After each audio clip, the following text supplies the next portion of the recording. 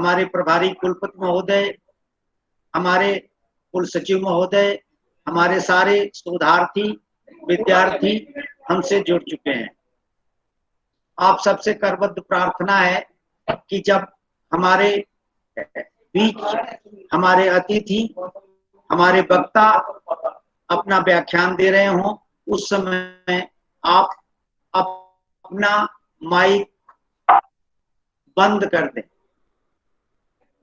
और जब किसी पार्टिसिपेंट्स को भाग लेना होगा तो अपने माइक को अनम्यूट करेंगे। मैं एक बार आप सबका हार्दिक स्वागत करता हूं। अवधेश प्रताप सिंह विश्वविद्यालय रीवा, जिसका आज 53 वर्षों से यह संदेश बिंद की धरती पर जा रहा है, तेजस्विना अवधीतमस्तु। हे प्रभु, हम गुरुजन और हमारे शिष्यगण दोनों एक साथ अध्ययन अध्यापन करते हुए तेजस्वी हों। आज इस 53वें स्थापना दिवस पर इस आप और आर्ष वाक्य की अनुभूति पूरे विंध्य क्षेत्र में ही नहीं, भारतवर्ष और हमारी राजधानी दिल्ली, जैसा कि हमारे मुख्य अतिथि दिख रहे हैं प्रोफेसर अविनाश चंद्र पांडे जी, सब जगह जाएगी। आपसे सबसे मेरी प्रार्थना है कि अब हम अपने कार्यक्रम की शुरुआत करने जा रहे हैं। मैं अपने मुख्य अतिथि महोदय और अपने माननीय प्रभारी कुलपति महोदय से अनुमति चाहता हूं कि अब कार्यक्रम का शुभारंभ किया जाए। अनुमति है। धन्यवाद। मित्रों,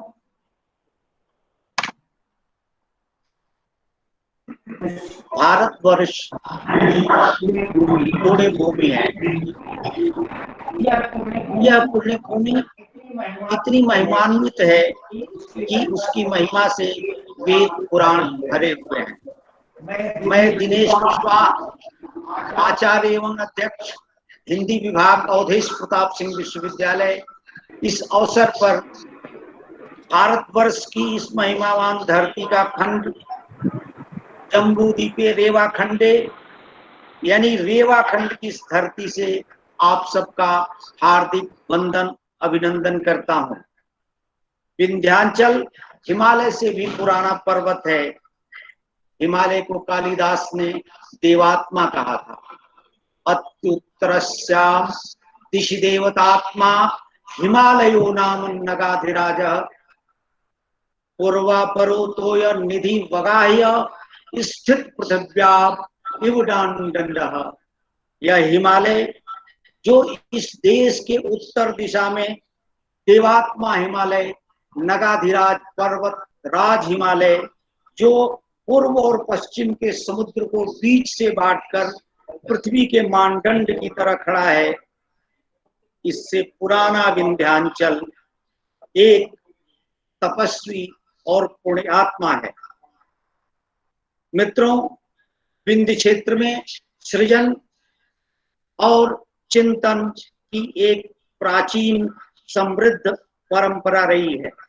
अत्रि से लेकर महाकवि कालिदास तक भारतवर्ष की स्वतंत्रता के किशोर काल के समय ही, आधुनिक युग में स्वतंत्रता की किशोर वेला में इस विंध्य क्षेत्र में अवधेश प्रताप सिंह विश्वविद्यालय रीवा की नींव डाली गई। यह शुभ घड़ी इतिहास में 20 जुलाई 1968 के नाम से दर्ज है। रीवा विंध्य का हृदय। अवधेश प्रताप सिंह विश्वविद्यालय परिवार की ओर से अपने स्थापना दिवस पर मैं आप सबका हार्दिक अभिनंदन करता हूं और हृदय से प्रणाम निवेदित करता हूं। सर्वप्रथम विंध्य प्रदेश के तत्कालीन यशस्वी प्रधानमंत्री कप्तान अवधेश प्रताप सिंह की प्रतिमा पर, जो हमारे विश्वविद्यालय के सिंह द्वार पर स्थापित है, हमारे माननीय प्रभारी कुलपति प्रोफेसर नारायण प्रसाद पाठक, हमारे ऊर्जावान कुल सचिव डॉक्टर ब्रजेश सिंह, हमारे विश्वविद्यालय आचार्य कुल के सदस्यगण अभी अभी माल्यार्पण करके, या हम अपने टीम से निवेदन करेंगे कि मेरी आवाज सुनने के साथ ही साथ आप वो चित्र भी प्रदर्शित करें आभासी तौर पर जो माल्यार्पण का है, और जब मैं बोल रहा हूं तो उसको सुने, आई मीन इट। माननीय प्रभारी कुलपति जी जो माल्यार्पण किए हैं, उस माल्यार्पण को हमारे प्रभारी कुलपति और हमारे कुल सचिव दिखाई दे रहे हैं रूप में।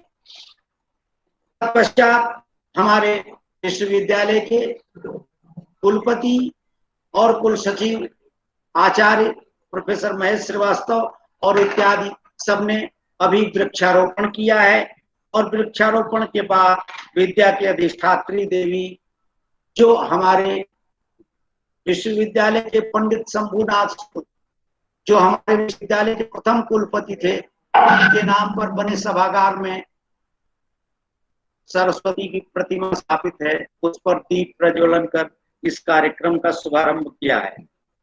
अब मैं दर्शन विभाग के अध्यक्ष प्रोफेसर श्रीकांत मिश्र जी से अनुरोध करूंगा कि वे सरस्वती वंदना प्रस्तुत करें। प्रोफेसर श्रीकांत मिश्र काशी की धरती से आए हैं और वहाँ वे दर्शन साहित्य संगीत के अध्येता हैं। श्रीकांत मिश्र प्रस्तुत कर रहे हैं सरस्वती वंदना। यह कुंदेन्दु तुषार हार भवना, यह शुभ्र वस्त्रावृता, यह वीणा वरदंड मंडित करा, यह श्वेत पद्मासना, या ब्रह्माच्यक शंकर प्रभृतिर्भिः देवैः सदा वन्दिता, सा मां पातु सरस्वती भगवती निर्विशेष जापहा।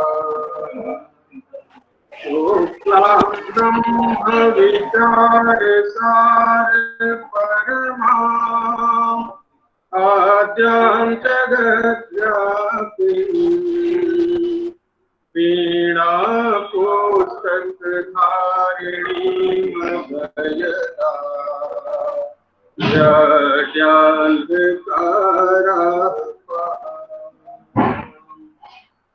हस्ते स्फाटिक मालिकां विदधतीं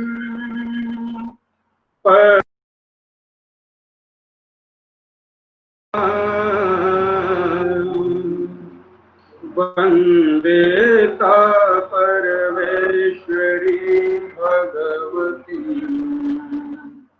बुद्धि प्रदां शारदा बुद्धि प्रदां शारदा बुद्धि प्रदां शारदा।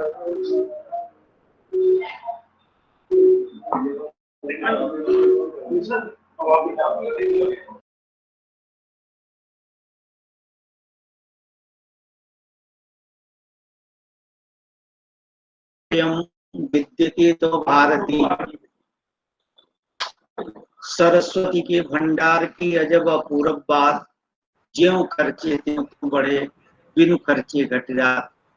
सरस्वती वंदना के बाद मैं अपने साथियों से अनुरोध करूंगा कि वे प्रोफेसर सुरेंद्र भटनागर द्वारा रचित और प्रोफेसर केश माथुर, प्रोफेसर मणिलाल श्रीवास्तव द्वारा जिसकी धुन बनाई गई, जिसे हमारे विश्वविद्यालय की छात्राओं ने गाया है, उस हमारे विश्वविद्यालय के महिमावान कुल गीत को प्रस्तुत करें।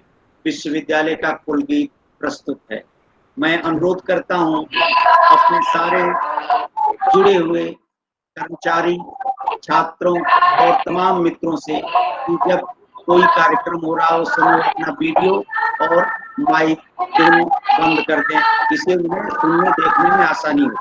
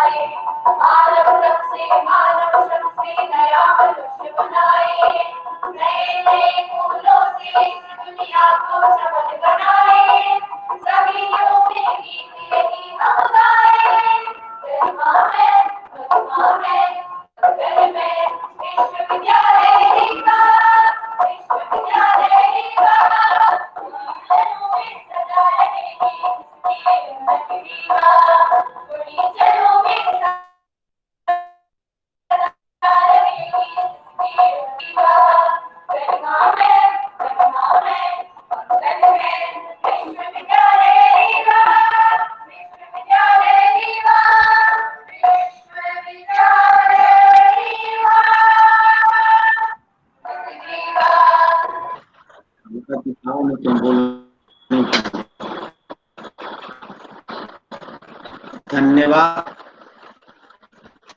अभी विश्वविद्यालय का कोई सुन रहे थे मित्रों, रीवा राजधानी है।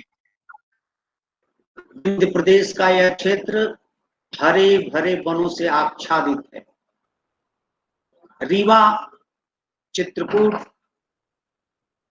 खासकर रीवा आधा दर्जन अत्यंत सुंदर प्रपातों की नगरी है। फिर भी जब हम अपने विश्वविद्यालय में किसी माननीय अतिथि को आमंत्रित करते थे तो उनके कष्टों का अनुमान करते हुए कहा करते थे कि इन पत्थरों से होकर जो आ सको तो आओ, इन पत्थरों से होकर जो आ सको तो आओ, मेरे घर के रास्ते में कोई कहकशा नहीं है।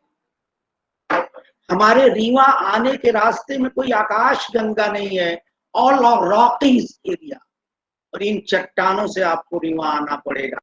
कोरोना ने हमारे ये कहने का सुख भी छीन लिया। इस वैश्विक महामारी ने हमें आभासी तौर पर अपना स्थापना दिवस मनाने के लिए मजबूर किया।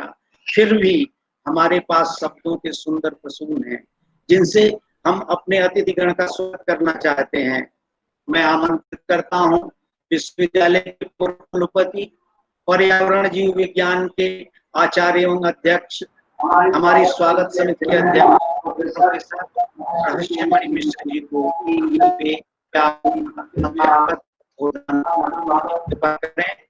मिश्र आप सबको हमारे कप्तान अवधेश सिंह में भी बताएंगे। अभी जब मैं कह रहा था कि वे विंध्य प्रदेश के तत्कालीन यशस्वी प्रधानमंत्री थे, तो इस पद पर बहुत लोगों को आश्चर्य हुआ होगा, क्योंकि प्रोविंशियल गवर्नमेंट के बारे में अभी हमारी नई पीढ़ी नहीं जानती। मैं आग्रह करता हूँ प्रोफेसर मिश्र से कि वे अपना स्वागत कर सकते हैं।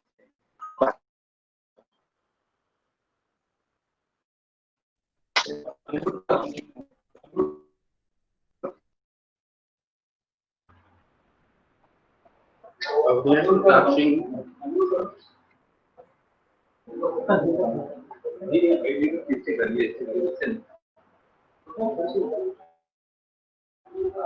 हो गया।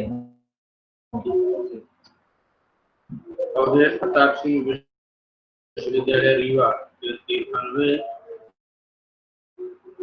स्थापना दिवस के मुख्य अतिथि आदरणीय पांडे जी, डायरेक्टर यूनिवर्सिटी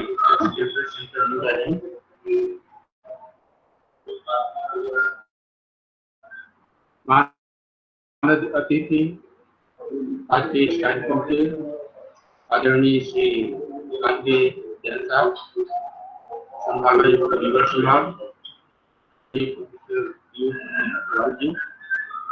विश्वविद्यालय के प्रभारी कुलपति आदरणीय प्रोफेसर एन.पी. पाठक जी, विश्वविद्यालय के कुछ कार्यक्रम के संयोजक प्रोफेसर सुनील तिवारी, चालन कर रहे प्रोफेसर धीरेन्द्र कुशवाहा जी, समस्त अधिकारीगण, समस्त कर्मचारीगण, प्यारे विद्यार्थियों, इस कार्यक्रम से जुड़े हुए समस्त अतिथिगण,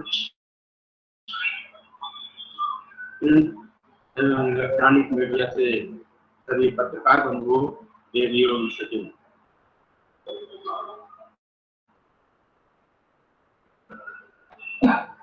महान संगीतकार बाबा अलाउद्दीन के वाद्य सुरों से वातावरण, महाकवि बाणभट्ट की कर्मभूमि,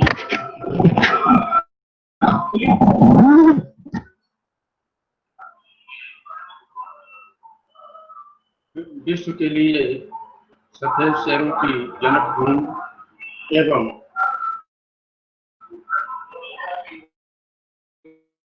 अगस्त मुनि की करुणा भाव लिए विंध्य पर्वत के आंचल में स्थित इस विंध्य वसुंधरा के भूखंड में स्थापित अवधेश प्रताप सिंह विश्वविद्यालय रीवा के प्रांगण से मैं आप सभी अतिथियों का विशेष तौर पर आज के मुख्य अतिथि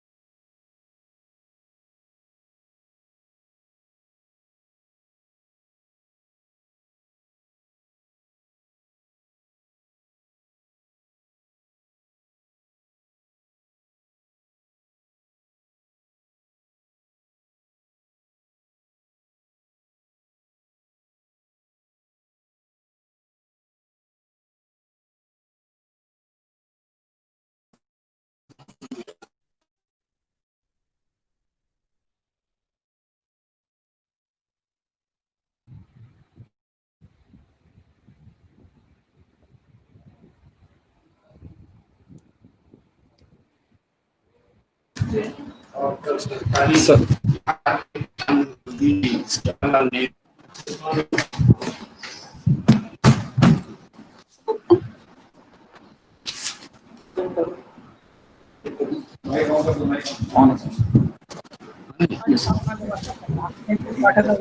सरकार जवाहरलाल नेहरू से भी कि यहाँ पर विंध्य क्षेत्र में एक स्थापना हो सके, लेकिन जैसा कि आपको मालूम था उस समय देश नहीं हुआ था और देश के कई बड़े शहरों में विश्वविद्यालय स्थापित करने की योजना थी। उसमें लेकिन आपने मुख्यमंत्री बने 19 नारायण सिंह जी, उन्होंने अपने पिताजी के उनकी जो इच्छा थी उसका पूर्ण करने के लिए उन्होंने विंध्य क्षेत्र में एक विश्वविद्यालय, हालांकि उस समय उनके सामने भी कई कठिनाइयां आई थी। गोविंद नारायण सिंह जी इसके लिए केंद्रीय सरकार के पास गए कि हमको विंध्य क्षेत्र में एक विश्वविद्यालय की स्थापना करनी है, तो केंद्रीय सरकार ने हाथ खड़े कर दिए, ऐसा बताया जा रहा है। तो उन्होंने ये कहा कि ठीक है, आप एक पैसा हमें न दीजिए, कोई ग्रांट मत दीजिए, लेकिन मैं तो विश्वविद्यालय को रहूंगा। और उन्होंने 20 जुलाई 1968 को विंध्य क्षेत्र के रीवा में इस विश्वविद्यालय की स्थापना की। इस विश्वविद्यालय की जब स्थापना हुई थी उसमें सबसे बड़ी समस्या मकान की थी, लेकिन शहर के सिरमौर चौराहे के नजदीक स्थित कन्या शासकीय प्रवीण कुमारी कन्या विद्यालय में 2 कक्षों में विश्वविद्यालय की स्थापना की गई 1968 में। लेकिन 1972 विद्यालय उसी विद्यालय में संचालित रहा, लेकिन 4 वर्षों बाद 1972 में यह विश्वविद्यालय अपने 200 एकड़ के परिसर में स्थानांतरित हुआ। लेकिन तब तक यानी 1973 यह एक पूर्ण यूनिवर्सिटी रही, यहाँ पर कोई शैक्षणिक कार्य नहीं होते थे। जितने भी महाविद्यालय, तो सागर विश्वविद्यालय से जिला अलग हुए थे, जिले के जो महाविद्यालय थे इस विश्वविद्यालय से संबद्ध किए गए और उन महाविद्यालय के छात्रों की परीक्षाएं यह विश्वविद्यालय आयोजित करता रहा। लेकिन 1976 में इस विश्वविद्यालय के परिसर में पहली बार शैक्षणिक गतिविधियों का प्रारंभ किया गया, जब यहाँ पर एक विक्रम अंतरिक्ष शोध केंद्र की स्थापना की गई स्पेस फिजिक्स में रिसर्च करने के लिए। आपको विदित है कि हमारे यहाँ प्रोफेसर एस.पी. अग्रवाल रहते थे और वो उस समय के प्रसिद्ध वैज्ञानिक प्रोफेसर U.R. राव के अंडर में इसरो में रिसर्च करते थे। और जब उन्होंने अपनी रिसर्च कंप्लीट की तो प्रोफेसर U.R. राव ने उनको कहा कि आप अग्रवाल साहब इस इंस्ट्रूमेंट को, न्यूट्रॉन मॉनिटर को आप रीवा में ले जाओ और इस पे स्पेस फिजिक्स पे रिसर्च करो। और बहुत सौभाग्य की बात है कि वो न्यूट्रॉन मॉनिटर उस समय अवधेश प्रताप सिंह विश्वविद्यालय में स्थानांतरित किया गया और स्पेस फिजिक्स में बहुत सारी रिसर्च उसमें किया गया और नासा से भी डेटा उसमें शेयर किया जाता था। इसके बाद 1977 में विश्वविद्यालय परिसर में पहला शैक्षणिक विभाग खुला, इसमें MSc की कक्षाएं संचालित हुई और वो शैक्षणिक विभाग था पर्यावरण जीव विज्ञान विभाग। और 1977 में ही विश्वविद्यालय में पहले प्रोफेसर की नियुक्ति हुई प्रोफेसर JS राठौर के नाम से। और आपको मैं बता देना चाहता हूँ कि इस विश्वविद्यालय के प्रथम शैक्षणिक विभाग के प्रथम बैच के विद्यार्थी होने का गौरव मुझे भी प्राप्त है। 1977 के बाद कई कुलपति आए, कई कुलसचिव आए और विश्वविद्यालय पश्चात कई विभाग, शैक्षणिक विभाग खोले गए।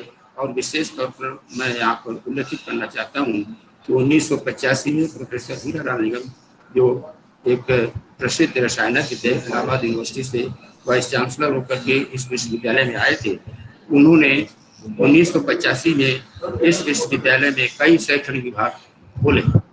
उसके पश्चात और विभाग खोलते गए और आज की स्थिति यह है कि विश्वविद्यालय रीवा में करीब 14 नियमित पाठ्यक्रम और लगभग 50 सौदेशी पाठ्यक्रम संचालित हैं। और इन पाठ्यक्रमों में विशेष तौर अति महत्वपूर्ण है, लेकिन जो 14 रेगुलर और कुछ महत्वपूर्ण पाठ्यक्रम हैं, विभाग हैं, वो मैं यहाँ पर उल्लेखित हूँ। इसमें से साइंस के जैसे physics, chemistry, environmental biology, mathematics, और आर्ट्स में इंग्लिश, हिंदी और फिलॉसफी, फिर सोशल साइंसेज में business economics, ancient history, archaeology, psychology आदि महत्वपूर्ण विषय यहाँ पर इस विश्वविद्यालय में संचालित हैं। इसके अलावा कुछ महत्वपूर्ण स्ववित्तीय पाठ्यक्रम संचालित है। ये स्ववित्तीय पाठ्यक्रम खोलने का इस विश्वविद्यालय में प्रारंभ प्रोफेसर जे.एस. राठौर जब विश्वविद्यालय के कुलपति थे, उनको इसका श्रेय जाता है, और उन्होंने सर्वप्रथम विश्वविद्यालय में डिपार्टमेंट खोला था। इसके बाद यहाँ पर महत्वपूर्ण जो स्ववित्तीय पाठ्यक्रम संचालित हैं उनमें biochemistry, biotechnology, microbiology, physical education, MBA tourism, MBA HRD आदि कई महत्वपूर्ण स्ववित्तीय पाठ्यक्रम यहाँ पर संचालित हैं। और यहाँ से निकले हुए छात्र, आपको बता देना चाहता हूँ कि यहाँ से निकले हुए छात्र देश और विदेशों में सैकड़ों या हजारों छात्र आज उच्च पदों पर आसीन हैं, सेवाएं दे रहे हैं। इसके अलावा विश्वविद्यालय में शैक्षणिक विभागों के अलावा कई भाषणमालाएं स्थापित हैं, संचालित हो रही हैं, और उन भाषणमालाओं के माध्यम से देश के विभिन्न भूखंडों से आए हुए मोहन विज्ञानों का आशीर्वाद या विचारों से हमारे छात्रों को रूबरू होना होता है।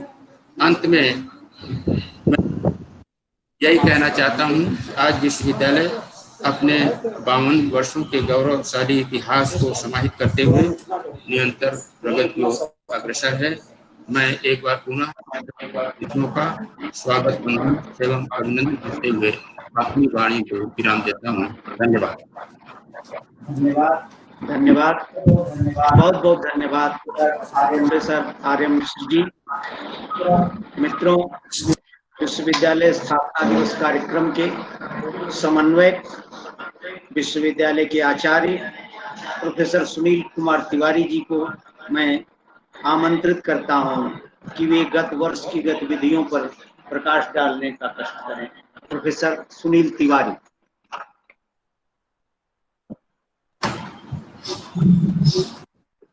एस प्रताप सिंह विश्वविद्यालय रीवा के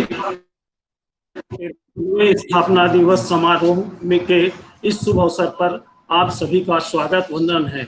आज का यह दिन हम सब के लिए बहुत पुण्य स्मरण का दिन है कि आज कप्तान अवधेश प्रताप सिंह जी ने जो सपना देखा था, उन्होंने उस जमाने के प्रधानमंत्री पंडित जवाहरलाल नेहरू को पत्र लिखा था कि रीवा में विश्वविद्यालय की स्थापना होनी चाहिए, पर कुछ कतिपय कारणों से स्थापना नहीं हो पाई। पर उनके स्वप्न को उनके सुपुत्र डॉक्टर गोविंद नारायण सिंह जी जब चीफ मिनिस्टर बने तो पूरा किया, और रीवा में 20 जुलाई 1968 को कप्तान अवधेश प्रताप सिंह के नाम से रीवा के शैक्षणिक विकास के लिए विश्वविद्यालय की स्थापना की। रीवा के विश्वविद्यालय के इस 53वें समारोह के इस आयोजन में मैं विश्वविद्यालय के परिवार के इस समारोह के मुख्य अतिथि प्रोफेसर अविनाश चंद्र पांडे जी का स्वागत वंदन करता हूं। प्रोफेसर पांडे देश के प्रख्यात भौतिक शास्त्री हैं। भौतिक शास्त्र विज्ञान की ही नहीं वरन अध्यात्म प्रकाश का प्रमुख स्तंभ है। इस भौतिक जगत का संचालन, प्रकृति का यह स्वरूप, भौतिक जगत का संचालन इसी विज्ञान का आधार स्तंभ है। आपने अपनी शैक्षणिक शोध यात्रा में प्रकृति के पंच रहस्यों का उद्घाटन किया है, वह भी इसकी गणितीय व्याख्या के साथ किया है। आपका वंदन स्कंद पुराण में वर्णित इस रेवा खंड में अभिनंदन है, वंदन है। साथ ही प्राकृतिक ऊर्जा के स्रोत सौर ऊर्जा के इस महती केंद्र में आप सभी अतिथियों का स्वागत है, जिसे अभी कुछ दिन पहले ही प्रधानमंत्री जी ने राष्ट्र को समर्पित किया है। प्रकृति की अनुपम कृपा इस क्षेत्र पर है, जैसे हमारे संचालक महोदय प्रोफेसर दिनेश पांडे जी ने बताया है। इस कार्यक्रम में विशिष्ट अतिथि के रूप में उपस्थित रीवा संभाग के आयुक्त CRK जैन जी का स्वागत है। विश्वविद्यालय का निर्माण ही समाज के समुन्नत विकास हेतु किया गया है। वहीं प्रशासकीय व्यवस्था के माध्यम से समाज के अंतिम छोर पर रहने वाले व्यक्ति तक के विकास हेतु श्री जैन कृत संकल्पित रहने वाले प्रशासक के रूप में जाने जाते हैं। विश्वविद्यालय की संरचना का आधार सामाजिक, आर्थिक, शैक्षणिक शोध प्रयोगों के माध्यम से राष्ट्र का समुन्नत विकास करना है। इस हेतु मैं अपने वर्तमान कुलपति प्रोफेसर पीयूष रंजन अग्रवाल जी का स्वागत करता हूं, जो अस्वस्थता के कारण इस कार्यक्रम में शामिल नहीं हो पा रहे हैं, पर उनकी प्रेरणा हमारे साथ है। इस कार्यक्रम में स्वागत समिति के अध्यक्ष, पूर्व कुलपति, इस विश्वविद्यालय को विकास की ऊंचाइयों तक ले जाने वाले प्रोफेसर रहस्यमणि मिश्र जी का मैं स्वागत करता हूं कि आपने अपने विद्यार्थी जीवन जो इसी विश्वविद्यालय के छात्रावास से शुरू किया था और कुलपति तक की ऊंचाइयों को छुआ और इस विश्वविद्यालय को गरिमा दिलाने में आपने महत्वपूर्ण कार्य किया है। मैं अपने प्रभारी कुलपति प्रोफेसर NP पाठक जी का भी स्वागत करता हूं। वहां यह बताना आवश्यक है कि प्रोफेसर पाठक भी इसी विश्वविद्यालय के छात्र रहे। यही व्यावसायिक अर्थशास्त्र के आचार्य व संचालक, स्ववित्त पाठ्यक्रम, कॉमर्स विभाग जैसे महत्वपूर्ण विभागों के विभागाध्यक्ष रहते हुए विश्वविद्यालय की हर प्रशासनिक शैक्षणिक गतिविधि के गवाह हैं। इस विश्वविद्यालय के कुल सचिव डॉक्टर ब्रजेश सिंह जी का मैं स्वागत करता हूं। इस कार्यक्रम के सफल आयोजन में उनकी महती भूमिका रही है। साथ में सभी आचार्यों, प्रशासकीय अधिकारियों, अतिथि विद्वानों, कर्मचारियों, छात्रों का स्वागत वंदन है। आज जब संपूर्ण विश्व कोरोना जैसी महामारी के संकट से, मानवता संकट संत्रास के दौर से गुजर रही है, हम अपने कर्तव्यों का निर्वहन अधिक तन्मयता से कर रहे हैं। 2 वर्ष पूर्व ही हमने अपनी स्थापना के 50 वर्ष पूर्ण किए हैं। उसमें हमने विश्वविद्यालय के कई महत्वपूर्ण सोपान तय किए हैं। एक ओर जहां विश्वविद्यालय में संबद्धता के साथ महाविद्यालयों की संख्या बढ़ी है, वहीं शैक्षणिक व्यवस्था के तहत कई स्ववित्त पाठ्यक्रमों का संचालन में वृद्धि की है। कुलाधिपति जी के निर्देशन में हम आत्मनिर्भर परिसर के विकास की ओर अग्रसर हैं। सौर ऊर्जा संयंत्र, रेन वाटर हार्वेस्टिंग से एवं अपने परिसर को हरा भरा बनाने के लिए विश्वविद्यालय सतत प्रयासरत है।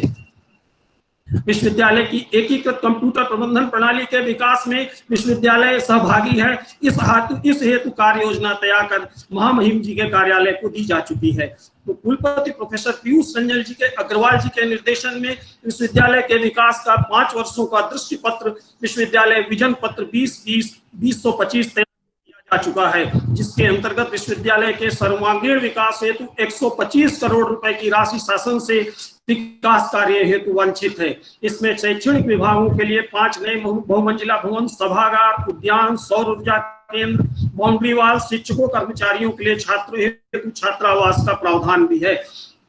विश्वविद्यालय में खेल सुविधाओं का भी लक्ष्य रखा गया है। वह विश्वविद्यालय स्टेडियम को और विकसित कर खेल प्रसाल तैयार किया जाएगा। विश्वविद्यालय के शोध शैक्षणिक विकास हेतु स्वर्गीय कुशाभाऊ ठाकरे अनुसंधान केंद्र, दीनदयाल उपाध्याय के स्मृति में शोध पीठ की स्थापना का प्रस्ताव भी है। साथ ही मानव संसाधन, पर्यटन, ग्रामीण विकास, समाज कार्य, सुशासन, गवर्नेंस, भारतीय विद्या, जेम्स शोध पीठ से संबंधित पाठ्यक्रमों हेतु अध्यापन केंद्र की योजना को भी मूर्त रूप विश्वविद्यालय प्रयासरत है। इसमें शैक्षणिक शोध प्रशिक्षण की गतिविधियों को समाहित किया गया है। विश्वविद्यालय में रूसा योजना के तहत विश्वविद्यालय शैक्षणिक शोध परियोजनाओं को गति देने हेतु संकल्पित है। इस विश्वविद्यालय को प्रथम चरण में रूसा के अंतर्गत 10 करोड़ रुपए की राशि प्राप्त हो चुकी है।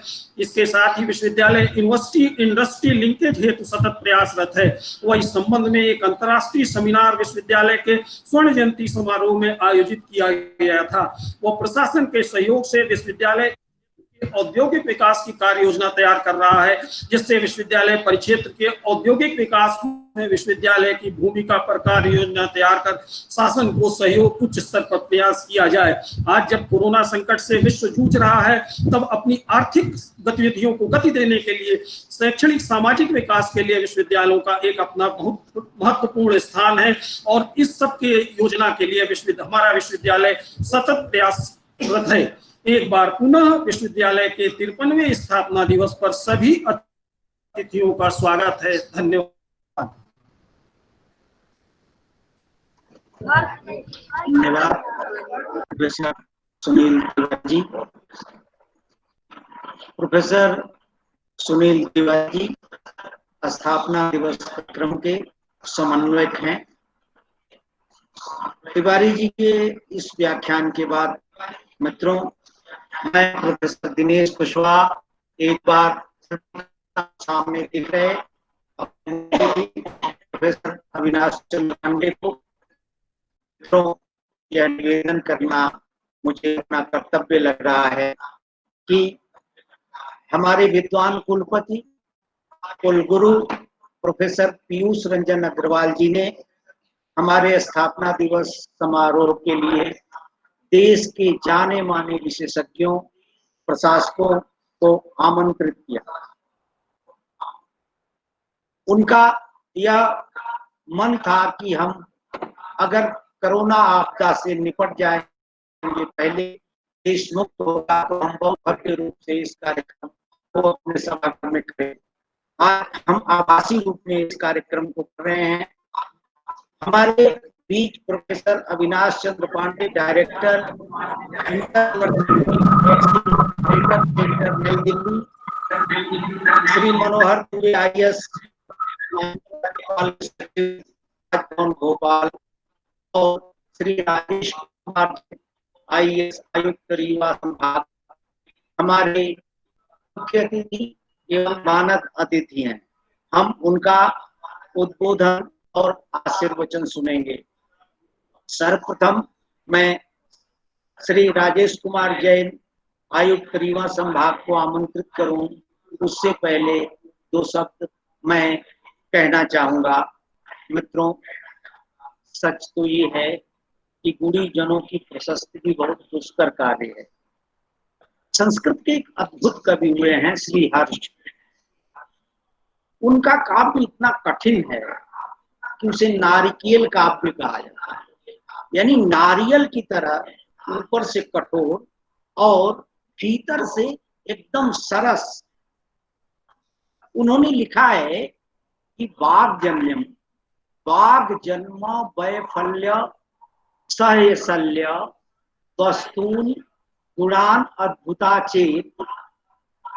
वाग्जन्म वैफल्यम गुणान अद्भुते वस्तून मौनिता चेत, अर्थात अद्भुत गुणों के होने के बावजूद भी अगर मनुष्य के वर्णन में व्यक्ति मौन साध लेता है तो उसकी वाणी का होना ही व्यर्थ है। जो प्रतीत होता है अगर उसका कम वर्णन करता है तो उस पर खलत्व का दोष आता है। इसलिए किसी महापुरुष की वंदना में पहले स्तुतिकर्ता पद की स्वीकृति कर लेना ही श्रेयस्कर। तो मित्रों, मैं अपने मुख्य अतिथि प्रोफेसर अविनाश चंद्र पांडे के पहले श्री राजेश जैन IAS संभाग रीवा का परिचय चंद शब्दों में कराना चाहूंगा। श्री जैन साहब का जन्म अशोकनगर मध्य प्रदेश में हुआ। आपने BSc करने के बाद MA एवं LLB किया। राज्य प्रशासनिक सेवा में आपका चयन 1990 में हुआ। वर्ष 2004 में भारतीय प्रशासनिक सेवा में आपकी पदोन्नति हुई। डिप्टी कलेक्टर, अपर कलेक्टर तथा कलेक्टर के रूप में वे मुरैना, ग्वालियर, जावरा, तदुपरांत पुनः ग्वालियर, भोपाल, अनूपपुर तथा जिलाधिकारी एवं दंडाधिकारी गुना में रहे। अपने सुदीर्घ एवं सक्रिय सेवा काल में आप उप सचिव लोक स्वास्थ्य एवं परिवार कल्याण, संचालक स्कूल शिक्षा लोक शिक्षण मध्य प्रदेश, कमिश्नर नगर निगम उज्जैन, प्रबंध संचालक मध्य प्रदेश पाठ्य पुस्तक निगम, सचिव मध्य प्रदेश शासन गृह विभाग जैसे पदों पर सफलतापूर्वक आपने कार्य किया। वर्तमान में सौभाग्य से आप रीवा संभाग के आयुक्त हैं। श्री राजेश जैन सिर्फ प्रशासनिक पदों पर कार्य नहीं करते रहे, बल्कि उनकी रुचि शिक्षा, स्वास्थ्य, पर्यावरण और समाज कार्यों में रही। संसार प्रसिद्ध गांधीवादी चिंतक और कार्यकर्ता श्री SN सुब्बाराव और प्रसिद्ध प्रख्यात समाज सुधारक समाज सेवी बाबा आमटे के सानिध्य में भी जैन साहब ने कार्य किया है। सर, आपका हार्दिक वंदन और अभिनंदन है। हमारे स्थापना कार्यक्रम में हम आपका उद्बोधन और आशीर्वचन प्रवचन सुनने के लिए आपको सादर आमंत्रित करते हैं। श्री राजेश कुमार जैन, आईएएस संभागायुक्त रीवा।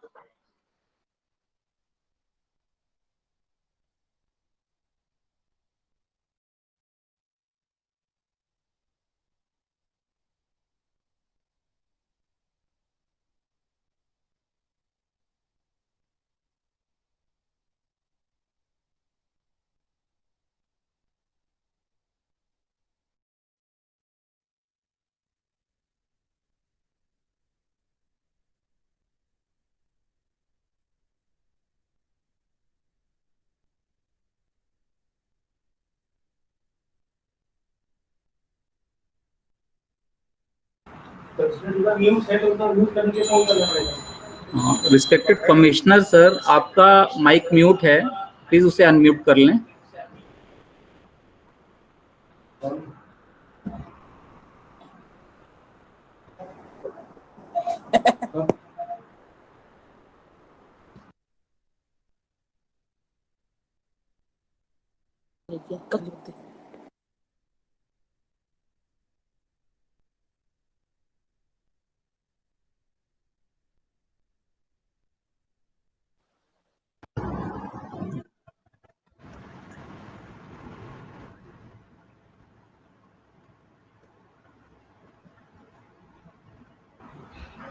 सर कैमरा भी प्लीज ऑन कर लें।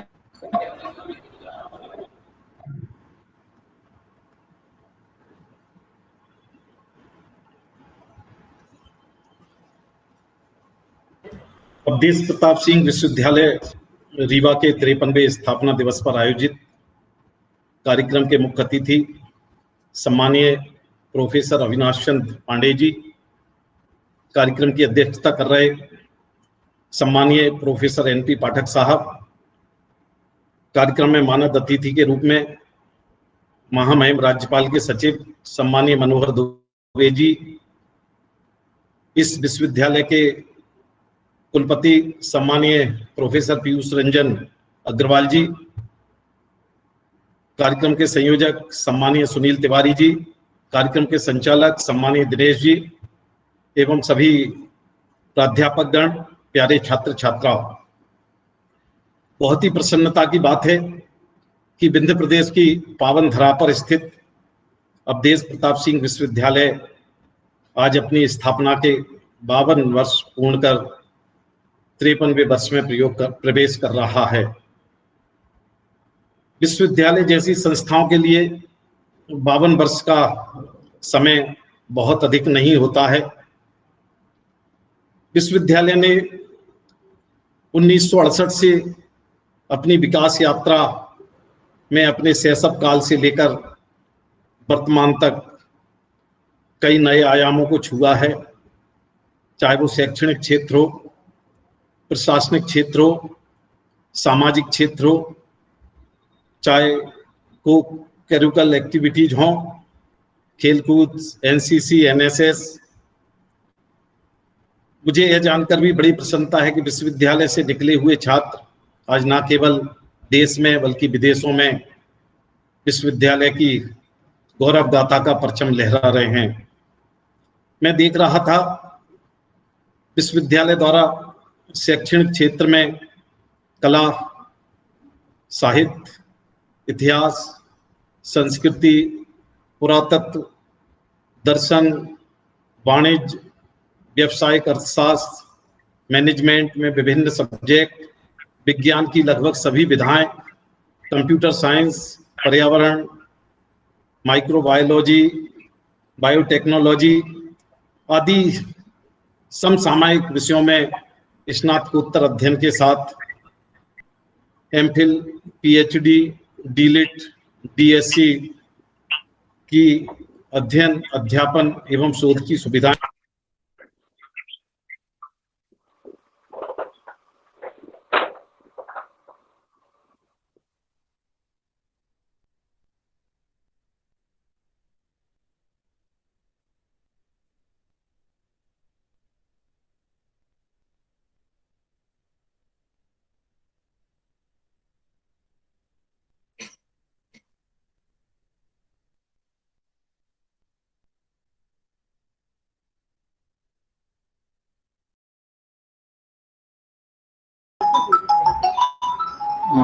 रिस्पेक्टेड कमिश्नर सर, आपका माइक म्यूट हो गया है गलती से, कृपया अनम्यूट कर लें।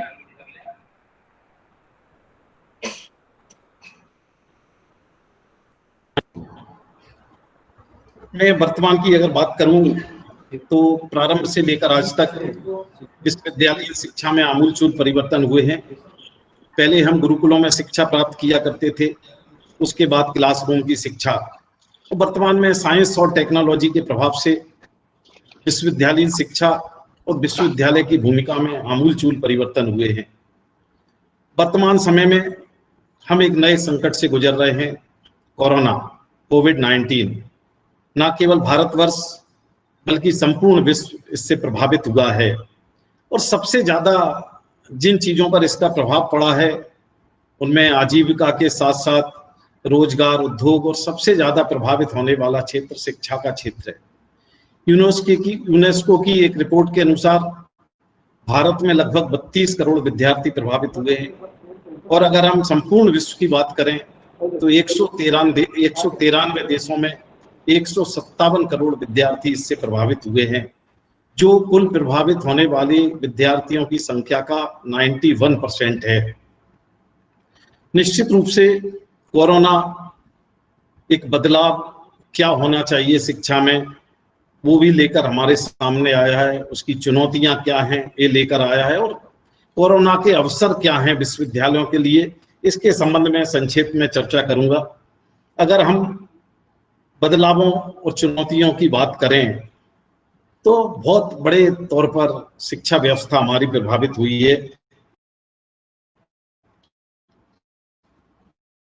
सबसे महत्वपूर्ण है कि कोरोना महामारी एवं लॉकडाउन बीतने के बाद भी स्कूलों और कॉलेजों को विशेष रूप से स्थायी रूप से अपनी तकनीकी इंफ्रास्ट्रक्चर में बड़ा निवेश करना पड़ेगा, क्योंकि जो भविष्य की शिक्षा है वो ऑनलाइन शिक्षा ही होगी, डिजिटल माध्यम की शिक्षा होगी, जो हमें दिख रहा है। इसके अलावा जो हमारे प्राध्यापक हैं उनका प्रशिक्षण इस तरह से हो कि वो डिजिटल वातावरण में काम करने के कौशल पर केंद्रित रहें। इसके बहुत से एनालिसिस हुए हैं, शिक्षाविदों ने, शिक्षा शास्त्रियों ने देखा कि कोविड-19 के कारण बड़ी संख्या में लोग डिजिटल माध्यम से शिक्षा ग्रहण कर रहे हैं और कम अवधि के पाठ्यक्रम लोकप्रिय हो रहे हैं। इन बदलाव में निश्चित रूप से बहुत कठिनाई होगी, क्योंकि जो हमारे पाठ्यक्रम हैं विश्वविद्यालय के वो ट्रेडिशनल पाठ्यक्रम हैं, और उनको अल्प अवधि के पाठ्यक्रम में चेंज करने में निश्चित रूप से कठिनाई होगी। लेकिन कोरोना ने हमें एक अवसर दिया है कि हम उसके बारे में सोचें। निश्चित रूप से इसमें नए विचार सामने आएंगे, और कोरोना खत्म होने के बाद भी शैक्षणिक जगत में डिजिटल माध्यम से शिक्षा का कार्य लंबे समय तक रहने वाला है, ये हमें स्वीकार करना होगा। और आवश्यकता है कि शिक्षण संस्थान ऐसी संरचना का विकास करें जिसमें अध्यापक और छात्र अपने एकेडमिक परिसर के बाहर रहते हुए भी पठन पाठन कर सकें। जो मूल्यांकन का तरीका होगा वो भी पारंपरिक तरीके के स्थान पर ऑनलाइन होगा। तो निश्चित रूप से हमें ऑनलाइन शिक्षा की ओर बढ़ना होगा। हालांकि बहुत कठिनाइयां हैं। भारत जैसे देश की अगर हम बात करें तो ईमेल की बात करें तो 42% लोग शहरी क्षेत्र में और लगभग 15% लोग ग्रामीण क्षेत्र में ईमेल का और नेट का उपयोग करते हैं। तो निश्चित रूप से आवश्यकता है कि इंटरनेट की और सूचना तकनीक की पहुंच हर एक विद्यार्थी तक हो। अवसर की बात अगर मैं करूं तो इसने हमें चुनौतियां और बदलाव के साथ साथ शिक्षा के क्षेत्र में नए अवसर भी दिए हैं। वो अवसर हैं, बड़ी संख्या में भारत से विदेश में विद्यार्थी शिक्षा ग्रहण करने के लिए जाते हैं। एक बड़ी शुल्क इस हेतु विदेशी संस्थानों को उनके द्वारा दी जाती है। कोरोना की वजह से एक मन में भय है, एक कारण भी हो सकता है, अधिकांश विद्यार्थी वापस अपने देश में आ गए हैं और भविष्य में विद्यार्थियों की संख्या निश्चित रूप से कम होगी। कारण बहुत स्पष्ट है कि जिस अनुपात में वो शुल्क के रूप में राशि और अन्य रूप में राशियां चुकाते हैं, जो निवेश होता है उसकी तुलना में नौकरियों में प्राप्त होने वाली आमदनी न्यूनतम होगी या नौकरियों की संख्या कम होगी, और होगी तो निश्चित रूप से उतनी राशि या उतने पैकेज में नौकरियां नहीं होंगी जितने पूर्व में हुआ करती थी। तो ऐसी स्थिति में विश्वविद्यालय को भारत न केवल अवधेश प्रताप सिंह विश्वविद्यालय बल्कि सभी विद्यार्थी विश्वविद्यालयों को उच्च शिक्षा के क्षेत्र में एक अवसर है कि वो अपनी पाठ्यक्रम की गुणवत्ता सुधारें, एकेडमिक गुणवत्ता सुधारें, ताकि अधिकांश विद्यार्थी जो विदेश जाते हैं वो भारत में रहकर शिक्षा ग्रहण कर सकें। पाठ्यक्रम को रोचक, गुणवत्तापूर्ण और वर्तमान परिस्थितियों में समसामयिक बनाने की जिम्मेदारी हमारी शिक्षाविदों की है। ये आप मान के चलें कि डिजिटल वितरण जो है उसकी कितने क्रिएटिव तरीके से हम विद्यार्थियों को दे सकते हैं, डिजिटल वितरण, डिजिटल शिक्षा कितने क्रिएटिव तरीके से हमें विद्यार्थियों को दे सकते हैं, ये भविष्य की आवश्यकता है। मुझे उम्मीद है कि विश्वविद्यालय के स्थापना दिवस पर यहाँ के समस्त प्राध्यापक गण, यहाँ के सभी पदाधिकारी गण इस दिशा में सोचेंगे और प्रयास करेंगे कि कैसे वर्तमान समय में, कोविड के समय में शिक्षा को प्रासंगिक बनाते हुए, अवसर का लाभ उठाते हुए अधिकांश छात्रों को हम अपने यहाँ, जो छात्र विशेष रूप से विदेश जाते हैं, उनको हम अपने यहाँ शिक्षा दे सकें। निश्चित रूप से इस दिशा में मैं उम्मीद करूंगा कि रीवा विश्वविद्यालय इस दिशा में अग्रणीय रहेगा। अंत में मैं विश्वविद्यालय के स्थापना दिवस पर इन 53 सालों में जो भी शिक्षाविद, कुलपति, आचार्य, विषय विशेषज्ञ, प्रशासनिक अधिकारी, छात्र छात्राएं जिन्होंने विश्वविद्यालय की उन्नति में अपना योगदान दिया है, उनको स्मरण करते हुए विश्वविद्यालय की उत्तरोत्तर प्रगति की कामना करता हूं। बहुत धन्यवाद। जय हिंद, जय भारत। धन्यवाद सर। मैं आशा करता हूं कि हमारे विश्वविद्यालय को आपका सक्रिय सहयोग और मार्गदर्शन अनवरत मिलता रहेगा। हम आभारी हैं रीवा संभाग के आयुक्त श्री राजेश जैन जी के, जो अभी हमारे बीच हमको अपना उद्बोधन देकर कृतार्थ कर चुके हैं। मैं एक बार पुनः उनके प्रति विश्वविद्यालय परिवार की ओर से कृतज्ञता ज्ञापित करता हूँ। मित्रों, हमारे दूसरे मानद अतिथि हैं श्री मनोहर दुबे, माननीय राज्यपाल के सचिव। मध्य प्रदेश में वे अपने प्रशासनिक सूझबूझ, अनुभवों और नवाचारों के लिए जाने जाते हैं। हमें खेद है कि इन्हीं अपरिहार्य कारणों से वे इस समय हमारे बीच उपस्थित नहीं हो पा रहे हैं। हम भविष्य में उनका मार्गदर्शन जरूर लेंगे और उनका व्याख्यान सुनेंगे। मैं आज अवधेश प्रताप सिंह विश्वविद्यालय स्थापना दिवस के मुख्य अतिथि प्रोफेसर अविनाश चंद्र पांडे जी को आमंत्रित करने के बदले उनके बारे में 2 शब्द कहना चाहता हूं। प्रोफेसर पांडे जी हमारे मुख्य अतिथि हैं। प्राचीन ऋषि के शब्द हैं, एतत् देश प्रसूतस्य सकाशात् अग्रजन्मनः स्वं स्वं चरित्रम शिक्षेरन् पृथिव्याम सर्वमानवा। इस धरती पर जन्मे ऋषियों और मुनियों ने समय समय पर अपने चरित्र, चिंतन और मनन से पृथ्वी के सारे मनुष्यों को शिक्षित किया।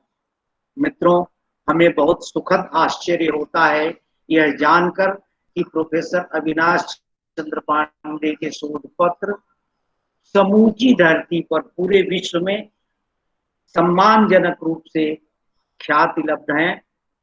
प्रोफेसर पांडे जब बुंदेलखंड विश्वविद्यालय झांसी के कुलपति थे तो उन्होंने विश्वविद्यालय में विज्ञान एवं प्रौद्योगिकी, मानविकी आदि सभी विषयों का चौमुखी विकास किया। इस इलाहाबाद विश्वविद्यालय, प्रयागराज जो पूरब का कैम्ब्रिज कहा जाता है, में professor Avinash Chandra Pandey atmospheric and ocean science विभाग के संस्थापक आचार्य एवं अध्यक्ष रहे हैं। आपकी पुस्तकें वायुमंडलीय एवं महासागरीय विज्ञान पर अत्यंत सम्मानित हैं। अनेक प्रशासनिक एवं शैक्षणिक पदों पर रहते हुए प्रोफेसर पांडे ने अनेक कीर्ति स्तंभ स्थापित किए हैं। वर्तमान में वे अंतर विश्वविद्यालयीन त्वरक केंद्र IUAC नई दिल्ली के निदेशक हैं। मित्रों, एक बहुत अद्भुत शेर याद आ रहा है, अर्ज कर दो मुख्य अतिथि जी कि सदाकत खुद ब खुद करती है शोहरत हर जमाने में। सदाकत खुद ब खुद करती है शोहरत हर जमाने में, कहीं खुशबू भी कहती है कि मुझको सूंघ कर देखो। तो मैं अत्यंत आदर एवं सम्मान के साथ अपने मुख्य अतिथि प्रोफेसर अविनाश चंद्र पांडे जी को आशीर्वचन और उद्बोधन के लिए आहूत करता हूँ। कुशवाहा के प्रणाम, आपका आशीर्वचन। धन्यवाद प्रोफेसर कुशवाहा जी। आज इस कार्यक्रम की अध्यक्षता कर रहे माननीय प्रभारी कुलपति प्रोफेसर NP पाठक जी और मानद अतिथि के रूप में हम लोगों के बीच उपस्थित सम्माननीय श्री RK जैन जी, मंडलायुक्त संभागायुक्त रीवा संभाग, विश्वविद्यालय के सभी विद्वान शिक्षकगण, विदुषी शिक्षिकाएं, प्यारे विद्यार्थियों, कुल सचिव एवं शिक्षणेतर कर्मचारीगण, देवियों और सज्जनों, आज का दिन जब संस्थापना दिवस के रूप में हम मनाते हैं तो आज एक प्रकार से आत्मावलोकन, इंट्रोस्पेक्शन की आवश्यकता होती है। इस इंट्रोस्पेक्शन के पहले हम आपके इस 53वें स्थापना दिवस पर सभी को बहुत बहुत शुभकामनाएं देते हैं, बधाइयां देते हैं। अभी जैन साहब ने बहुत अच्छे ढंग से विश्व के समक्ष, देश के समक्ष चुनौतियां हैं, जो संभावनाएं हैं, उन चुनौतियों के बीच और उच्च शिक्षा की गति क्या होनी चाहिए, दिशा क्या होनी चाहिए, उसके संदर्भ में अपने विचार रखे। एक सूक्ष्म परिचय जिस संस्थान से हम आते हैं उसके बारे में आपको बता के उसके बाद हम आपसे मुखातिब होते हैं। आप जानते हैं कि दो मूलभूत प्रश्न है। पहला प्रश्न है कि इस ब्रह्मांड का विस्तार क्या है, और दूसरा प्रश्न है कि सबसे छोटा जो बिल्डिंग ब्लॉक है जिससे मैटर बनता है वो क्या है। ये दोनों सूक्ष्म जगत में और स्थूल जगत में ये दो प्रश्न आपके सामने अभी भी अनुत्तरित हैं। और आप जानते होंगे कि आजकल 6000 वर्षों बाद एक घटना घट रही है जिसमें कि एक धूमकेतु बहुत निकट से हम लोगों के पास से जा रहा है, और वो 22 तारीख को आप देख सकते हैं अपनी आंखों से, और उसका नाम है नाउवाइज। ये घटना वहां घट रही है जिसके बारे में हम लोग जानना चाहते हैं कि विस्तार क्या है, और दूसरी तरफ सबसे सूक्ष्मतम कण क्या है और उसकी संरचना क्या है उसके बारे में जानना। यह संस्थान जो आपको अंतर विश्वविद्यालय त्वरक केंद्र है, यह विश्वविद्यालयों के लिए स्थापित एक केंद्र है जहां पर आप उच्च गति से किसी आयन को एक्सेलरेट करते हैं और उसको टकराने का अवसर देते हैं, जिससे कि उसके जो संक्रियाएं हैं उनका आप अध्ययन कर सकें। और अभी हाल में आपने नाम सुना होगा लाइट हेड्रॉन कोलाइडर, जो इससे भी बड़ा है। आप ऐसे समझिए कि लाख का मतलब किलोवोल्ट हो गया।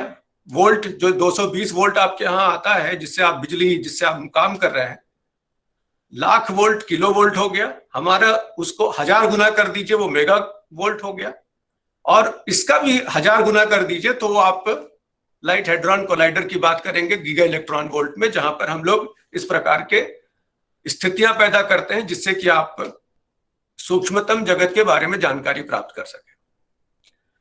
रही बात हमारे इस 21वीं शताब्दी का, तो यह 21वीं शताब्दी जो है वो ज्ञान का सवेरा लेकर के आई है, ऐसा हम मानते हैं। ऐसा कारण क्या है इसका कि पिछले 300 वर्षों में यदि हम वैज्ञानिक उपलब्धियां देखें तो ये एक्सपोनेंशियल रेट से इसकी वृद्धि हुई है, और 1 मिलियन टाइम्स शुरुआत अगर 300 वर्ष पहले देखें, जिस तरह से चक्रवृद्धि ब्याज में आप अपना पैसा जमा करते हैं 5-7 साल में दुगना हो जाता है, उस दर से यदि हम इसको देखें तो 300 वर्षों में 1 मिलियन टाइम ये करीब करीब इसमें वृद्धि हुई है।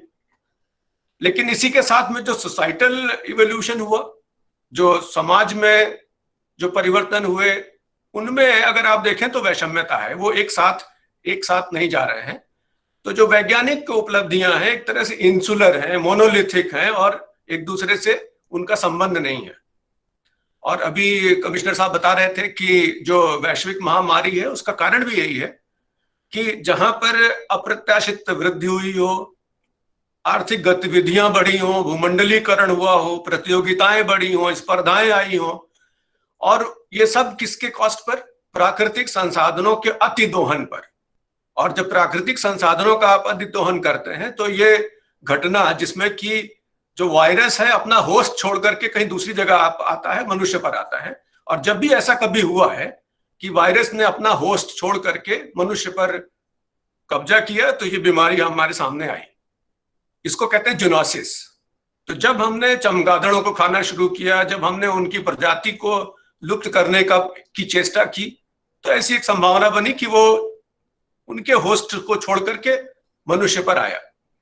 और आया तो हमको विवश कर रहा है सोचने के लिए कि किस प्रकार हम अपने जीवन की शैली को बदलें, किस प्रकार हम अपने जीवन की गतिविधियां चलाएं जिससे कि हमारा जीवन सुरक्षित हो सके।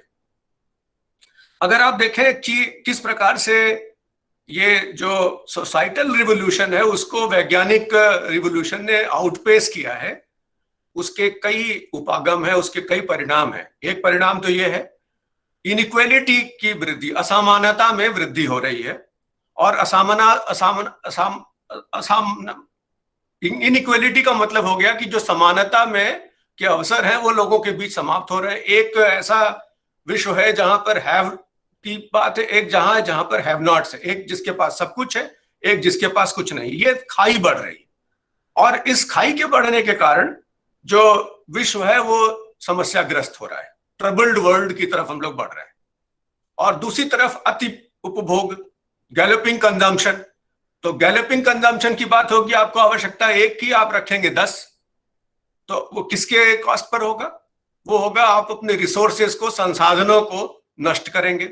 और जब संसाधनों को नष्ट करेंगे तो आपकी जो प्रकृति है, जो आपकी पृथ्वी है, उसमें तनाव उत्पन्न होगा।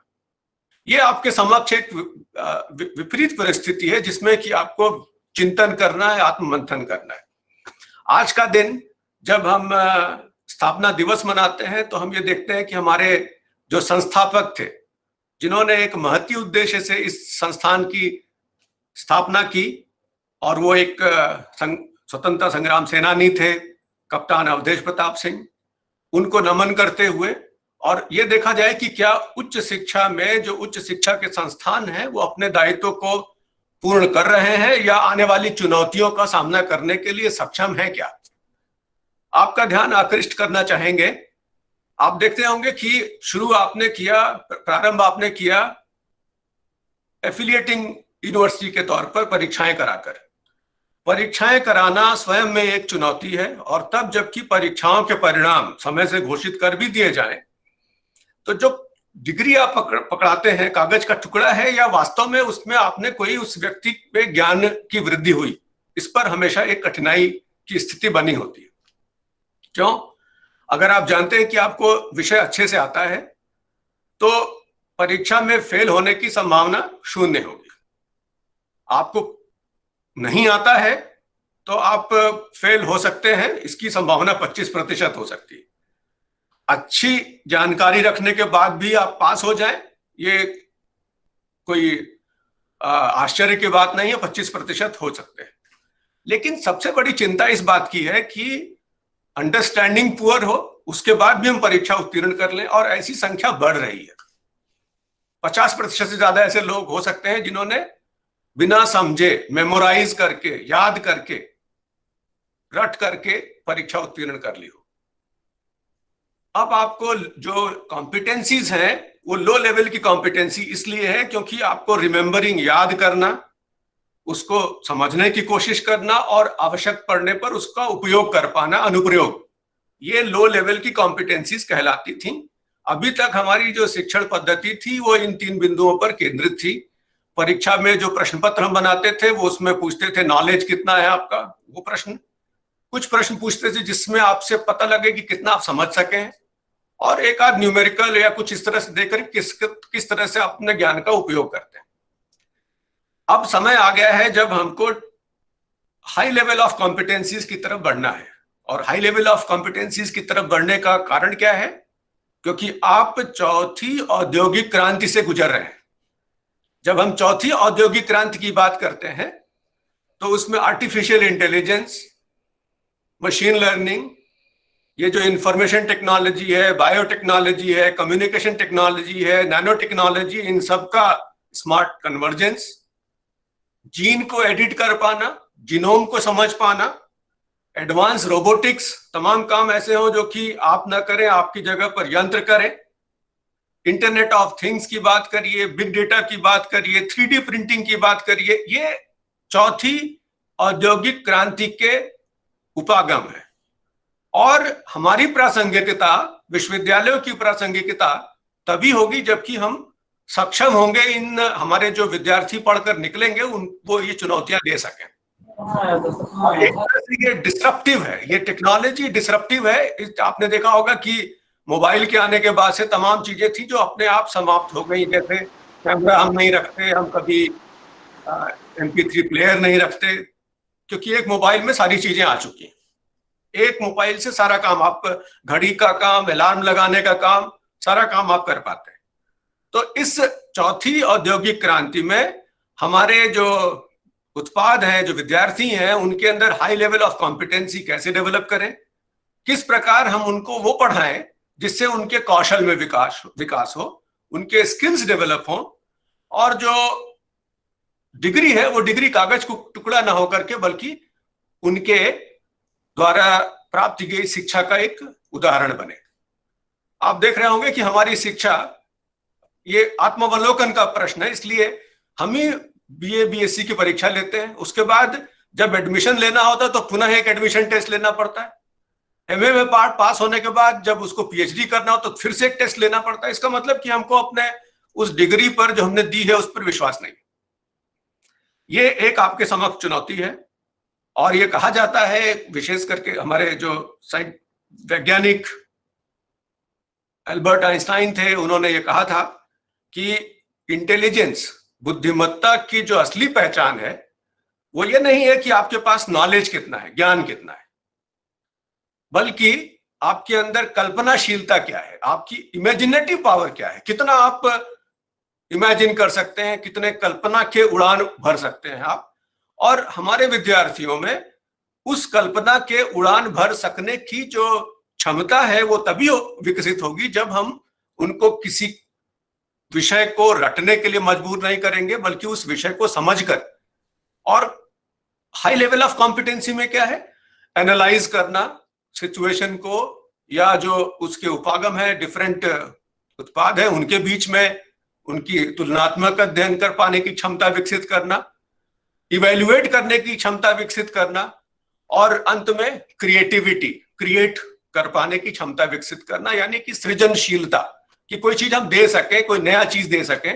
और आज के समय में जब हम आत्मनिर्भर बनने की बात करते हैं, आपने देखा होगा कि इस कोविड ने आपको मजबूर किया कई विषयों पर सोचने के लिए कि चाइना का उत्पाद या अगर बंद भी कर दे तो हमारे पास विकल्प क्या है, क्या हम सक्षम है इसे चुनौतियों को संभालने के लिए।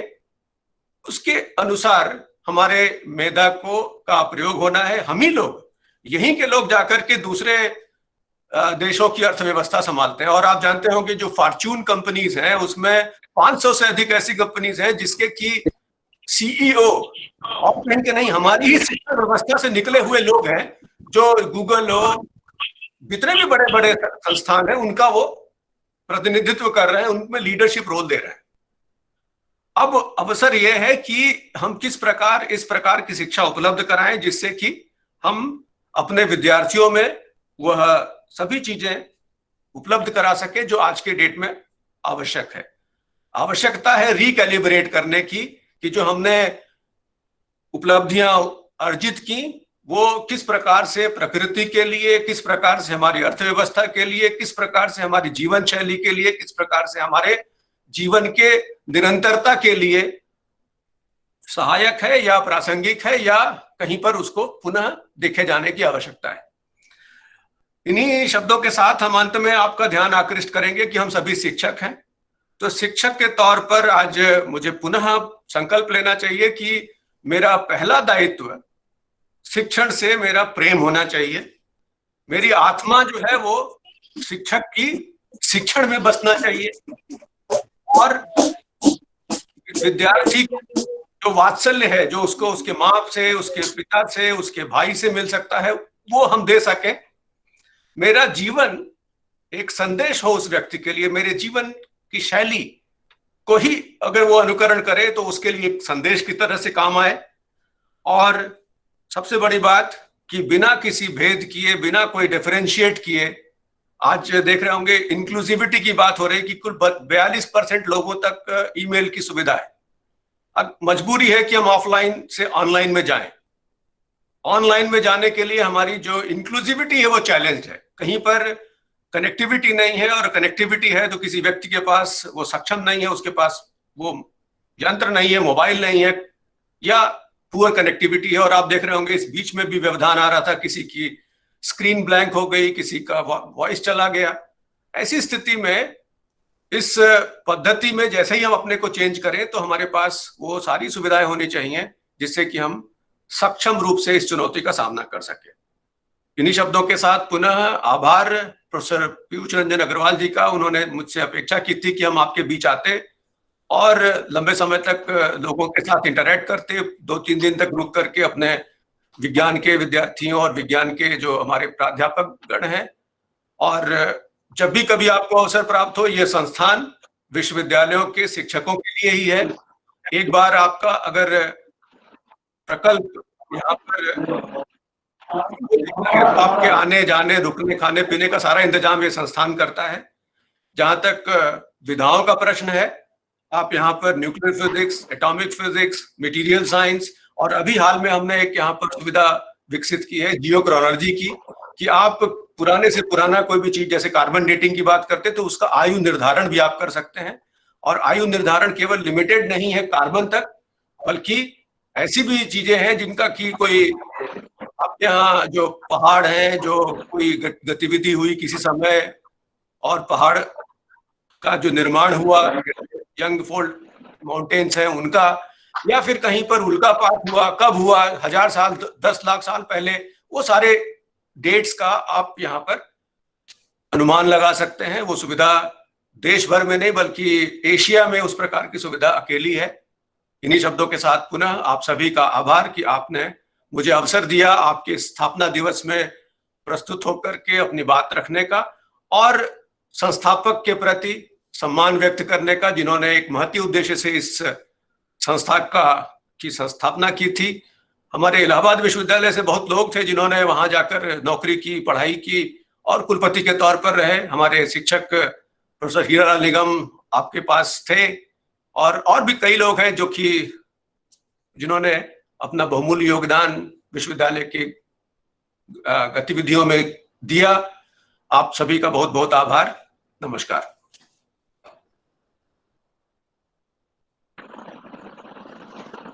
बहुत बहुत धन्यवाद सर, इस बहुत ही अद्भुत और सारी व्याख्यान के लिए हम आपके आभारी हैं। तुम्हें करीब से देखा तो हमें ऐसा लगा पहाड़ दूर से छोटे दिखाई देते हैं।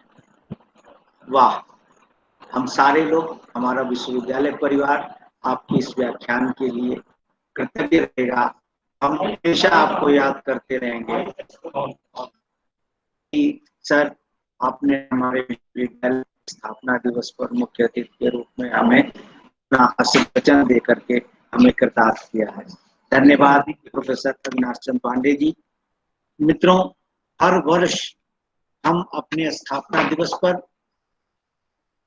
विश्वविद्यालय की स्मारिका वागर्थ और विश्वविद्यालय के शोध पत्रिका विंध्य भारती का प्रकाशन करते रहे हैं। इस अवसर पर हमारे माननीय कुलपति जी इन दोनों स्मारिका और शोध पत्रिका का विमोचन करते रहे हैं। आज आभासी तौर पर जब हम विश्वविद्यालय का स्थापना दिवस मना रहे हैं तो भी हमें अपने उस स्मारिका और शोध पत्रिका का ध्यान आ रहा है। मैं प्रभारी कुलपति माननीय प्रोफेसर एनपी पाठक जी से आग्रह करता हूं कि वे विश्वविद्यालय की स्मारिका बागर्थ 2020-21 के बागर्थ के मुख पृष्ठ का जो प्रकाश्य है का अनावरण करने का कष्ट करें। तेजस्विनावधूतमस्तु बागर्थ स्मारिका 2020-21। साथ ही माननीय प्रभारी कुलपति जी से अनुरोध है कि वे विश्वविद्यालय की शोध पत्रिका विंध्य भारती के मुख पृष्ठ का अनावरण करने का कष्ट करें। विंध्य भारती के मुख पृष्ठ का, और विंध्य भारती के मुख पृष्ठ के अनावरण के पश्चात मैं अपने प्रभारी कुलपति प्रोफेसर एनपी पाठक जी जो अर्थशास्त्र के विद्वान हैं और हमारे इस संपूर्ण कार्यक्रम की अध्यक्षता कर रहे थे, उनसे अनुरोध करूंगा कि वे अपना अध्यक्षीय उद्बोधन देने की कृपा करें। प्रोफेसर पाठक।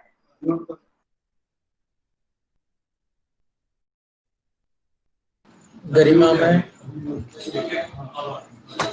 हमारे गरिमा में महिमा में अवधेश प्रताप सिंह विश्वविद्यालय रीवा के इस 53वें स्थापना दिवस समारोह के माननीय मुख्य अतिथि प्रोफेसर अविनाश चंद्र पांडे जी,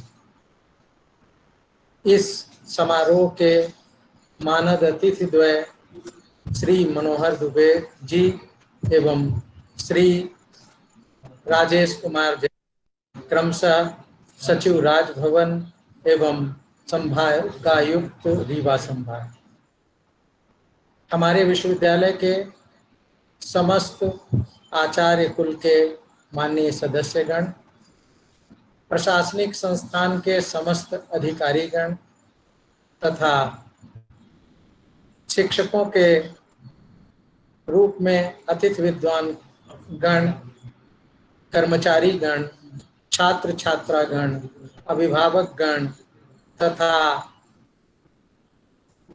अन्य आभासी तौर पर इस कार्यक्रम से जुड़े मीडिया कर्मी जन एवं नाम अनाम वे लोग जो हमारे इस कार्यक्रम में प्रत्यक्ष परोक्ष रूप से जुड़े हुए हैं। साथ ही हमारे साथ इस तकनीकी सत्र में भौतिक रूप से उपस्थित संचालक प्रोफेसर दिनेश कुशवाहा जी, समन्वयक प्रोफेसर सुनील तिवारी जी, हमारे कुल सचिव डॉक्टर ब्रजेश सिंह जी, हमारे वित्त नियंत्रक डॉक्टर प्रवीण कुमार सिंह जी तथा हमारी इस तकनीकी व्यवस्था से जुड़े प्रोफेसर अतुल पांडे जी, प्रोफेसर पीके राय जी, प्रोफेसर श्रीमती नविता श्रीवास्तव जी, स्वागत समिति के संयोजक एवं पूर्व कुलपति प्रोफेसर रहस्यमणि जी तथा एक एक वह व्यक्ति जो इस तकनीकी तंत्र से जुड़ा हुआ है। साथ ही मैं इस मौके पर स्मरण करना चाहता हूं अपने स्थापना के समय के प्रथम कुलपति से लेकर अभी तक के कुलपति, वर्तमान नियमित कुलपति प्रोफेसर पीयूष रंजन अग्रवाल साहब तक की एक प्रशस्त श्रृंखला को, जिसमें एक से एक माला के मनके ने इस विश्वविद्यालय में 4 चांद लगाने का अपना भगीरथ प्रयास किया। इसी अनुक्रम में प्रथम कुल सचिव से लेकर वर्तमान कुल सचिव तक जो एक अजस्र श्रृंखला है, जिसने प्रशासनिक रूप से विश्वविद्यालय को सुदृढ़ीकरण के लिए अपना तन मन धन लगाया, ऐसे अधिकारियों की एक प्रशस्त परंपरा। इसी में जब यह विश्वविद्यालय पहली बार स्थापित हुआ 20 जुलाई 1968 को, तब इसका शून्य से उद्भव एक विद्यालय के मात्र 2 कक्षों से शुरू होकर आज इसकी 2 दर्जन से अधिक विशालकाय भवनों की एक प्रगल्भ संख्या है। ये उसके प्रगति का एक चरण है, सोपान है। इस तरह से 1976 तक जहां ये केवल मूल्यांकन के लिए समर्पित विश्वविद्यालय था, इसने अपने पंख पसारे और विक्रम साराभाई स्पेस फिजिक्स के रूप में एक ऐसा संस्थान ले आए जिसकी गणना उस समय राष्ट्रीय संस्थानों में शुमार थी और अगुवाई कर रहे थे विश्व के स्पेस फिजिक्स के एक बड़े विद्वान प्रोफेसर यूएस राव, और उनके एक बड़े यशस्वी शिष्य यहाँ पर थे प्रोफेसर एसपी अग्रवाल जी। उनके नेतृत्व में हमारे शिक्षण की एक परंपरा की शुरुआत हुई और उसके अगले सत्र में 1977 में प्रथम यूटीडी, जिसे हम पर्यावरण जीव विज्ञान विभाग के नाम से जान चुके हैं, हमारे स्वागतकर्ता प्रोफेसर आर्यम मिश्र जी ने व्यापकता से उसका प्रकाश डाला है। इसी अनुक्रम में मैं आपको ये बता दूं, ये परंपरा जैसे ही शुरू हुई 1985 में, फिर बहुत सारे विभागों की स्थापना हुई। इसके बाद 3 चरणों में हमने अपने सारे विश्वविद्यालय शिक्षण विभागों को आज की स्थिति तक ला दिया और आज हमारे पास 13 नियमित विभागों के साथ 52 से 57 स्वीकृत पाठ्यक्रमों की एक सुदीर्घ श्रृंखला है, जिसमें हम आज राष्ट्रीय महत्व के अनेक पाठ्यक्रमों का बहुत विधिवत संचालन कर रहे हैं। और इस विश्वविद्यालय के जो पूरा छात्रों का एक वर्चस्व है, उसका छत्र पूरे विश्व पर आच्छादित है। हमें गर्व है कि हमारे विश्वविद्यालय ने जिस स्थापना के उद्देश्य से स्थापित होने की मंशा के साथ माननीय तत्कालीन मुख्यमंत्री माननीय गोविंद नारायण सिंह जी ने अपने पूज्य पिताश्री के नाम पर इसका नामकरण करते हुए इसकी स्थापना की थी, उस उद्देश्य को पाने में कोई भी कोर कसर नहीं छोड़ रखी है। और आज यह एक पूरी तरह से 50 वर्षों में अपने चारों सोपानों को, 4 सोपान मैं कह रहा हूं, अध्ययन, अध्यापन, मूल्यांकन और शोध की चारों प्रविधियों को इतने अच्छे से अपने साथ जोड़कर चतुर्दिक आसमान ही जिसकी प्रगति का अंतिम लक्ष्य हो, उस भावना से अपनी पूरी प्रगति का बड़ी सतर्कता और चौकसी के साथ निर्वहन कर रहा है। मैं विश्वविद्यालय के एक छात्र के रूप में यहाँ अपना जीवन शुरू करके आज आपके सामने उसके एक जिम्मेदार व्यक्ति के रूप में बैठा हूँ। ये और किसी का पुरुषार्थ नहीं है, मेरा तो किंचित नहीं बल्कि पुरुषार्थ है तो इस विश्वविद्यालय के इस व्यवस्था का है, जिसने एक मिट्टी के अनगढ़ स्वरूप से एक आकार दिया, जो आकार विश्वविद्यालय ही दे सकता है। किसी भी संस्थान के स्थापना दिवस का जो मूल लक्ष्य है, वह लक्ष्य है काल के तीनों क्रमों को क्रमशः एक पटल पर लाकर उनकी उन सारी श्रृंखलाओं को एक साथ जोड़ना, ताकि अतीत के निर्माण की भूलों को वर्तमान में पूर्ण कर भविष्य के लिए उनमें और अधिक 4 चांद लगाए जाएं। इसके लिए ये होता है।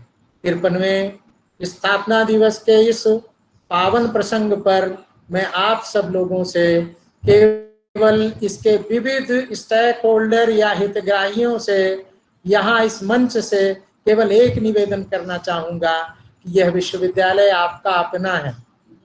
चाहे हम उसमें अध्यापक के रूप में हो, चाहे अधिकारी के रूप में हो, चाहे कर्मचारी के रूप में हो, चाहे शिक्षक छात्र छात्राओं के रूप में हो, चाहे अभिभावकों के रूप में हो, जब अपना मान लेंगे हम तो इसकी हर न्यूनताओं को पूर्णताओं में बदलने का एक संकल्प लेंगे।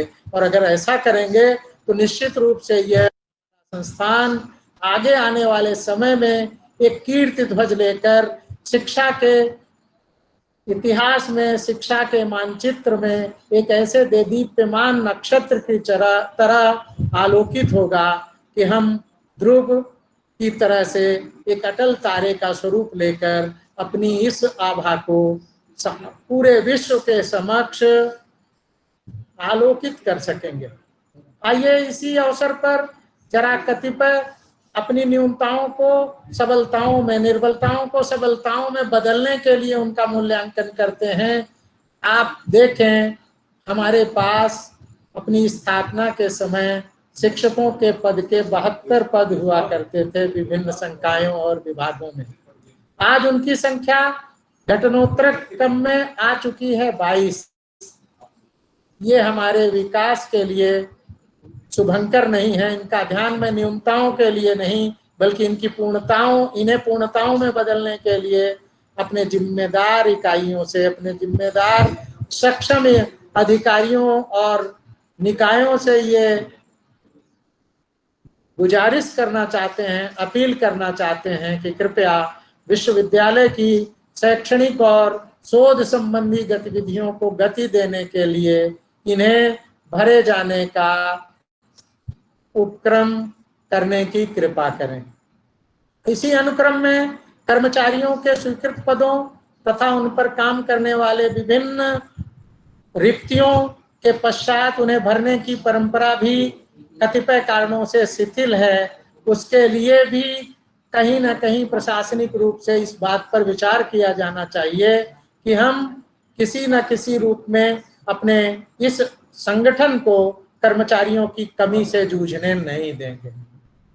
साथ ही आज इस कोविड-19 के दौर में हमें यह भी लगने लग गया है कि अब बिना आईटी के एक्सपर्टीज के हमें किसी भी तरह से अब अपनी शैक्षणिक और शोध संबंधी गतिविधियों के संचालन का कोई अन्य विकल्प सूझ नहीं रहा है।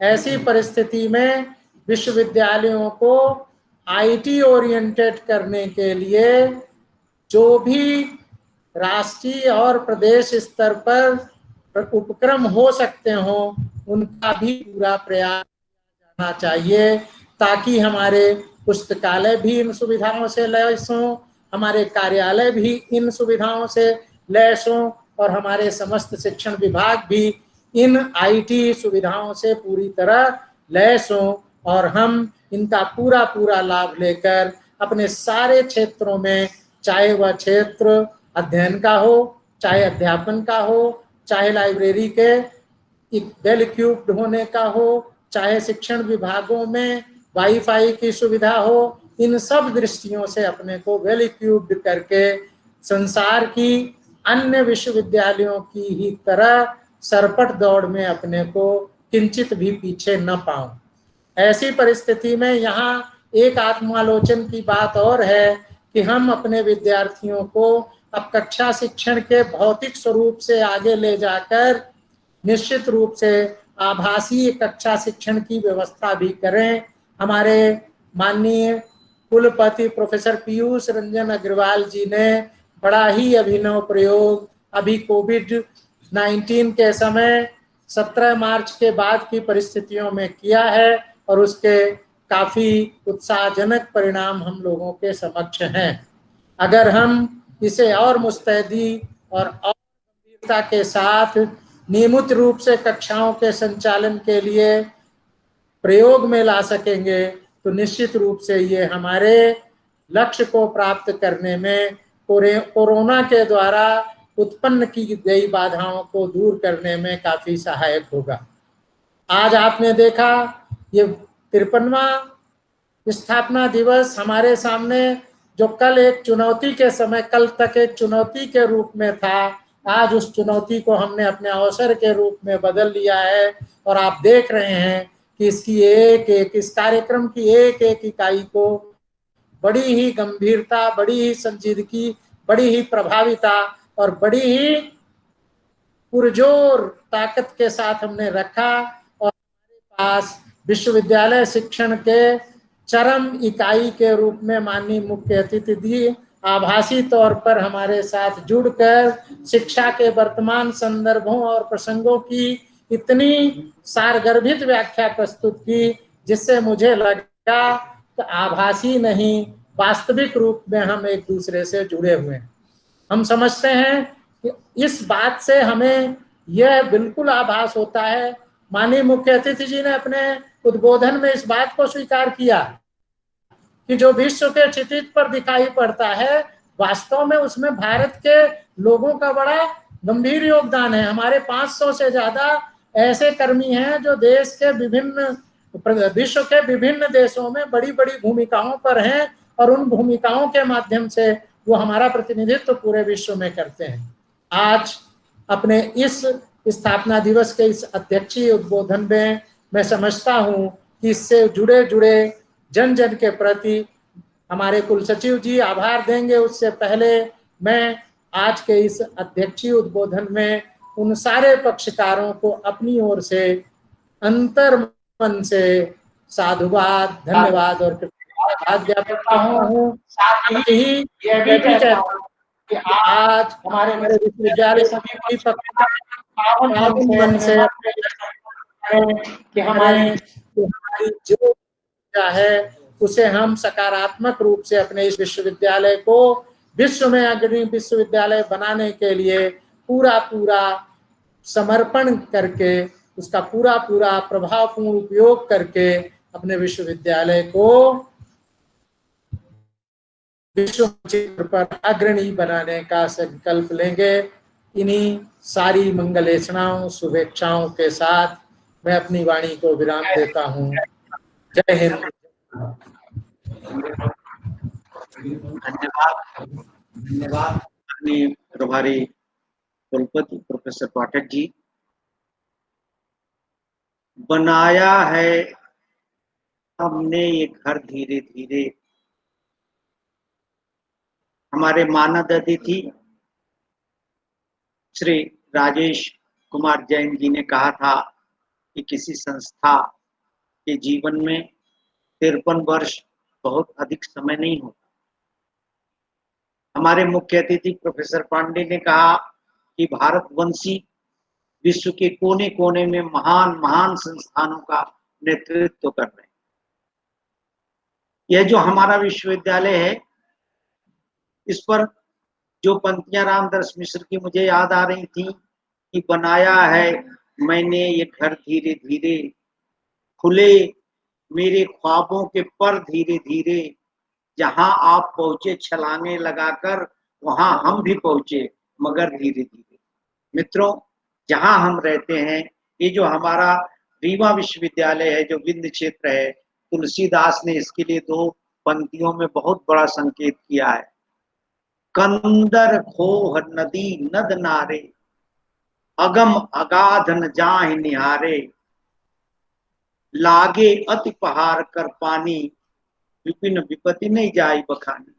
मित्रों, ऑक्सफोर्ड और कैम्ब्रिज में जो पढ़ाते होंगे वो सराहनीय है, प्रशंसनीय है, लेकिन इस रिमोट एरिया में जो हम पढ़ाते हैं और जिन वंचितों को, दुनिया में जो भी दलित प्रताड़ित जन हैं, जो भी निरीह हैं, निर्बल हैं, निर्धन हैं, उनको हम पढ़ा रहे हैं, तो कहीं ना कहीं मेरी आत्मा, अंतरात्मा कहती है कि हम भी कम सराहनीय नहीं है। तो इसलिए ये घर हमने धीरे धीरे बनाया है। हमारे सपनों के पंख धीरे धीरे खुले हैं। अभी सारा आकाश है, हर परिंदा इसे बनाता है और इस पर रास्ता नहीं होता। आकाश का वो रास्ता हम नापेंगे। मित्रों, अब हमारे स्थापना दिवस समारोह की अंतिम कड़ी पर मैं कहना चाहूंगा आपके प्रसन्न होने के लिए कि कोई व्यक्ति दर्शनीय बन जाए, ये तो ठीक है, लेकिन अगर वो सुदर्शन भी हो तो ये और ठीक है। मैं अपने सुदर्शन और ऊर्जावान कुल सचिव डॉक्टर ब्रजेश सिंह जी से अनुरोध करता हूं कि वे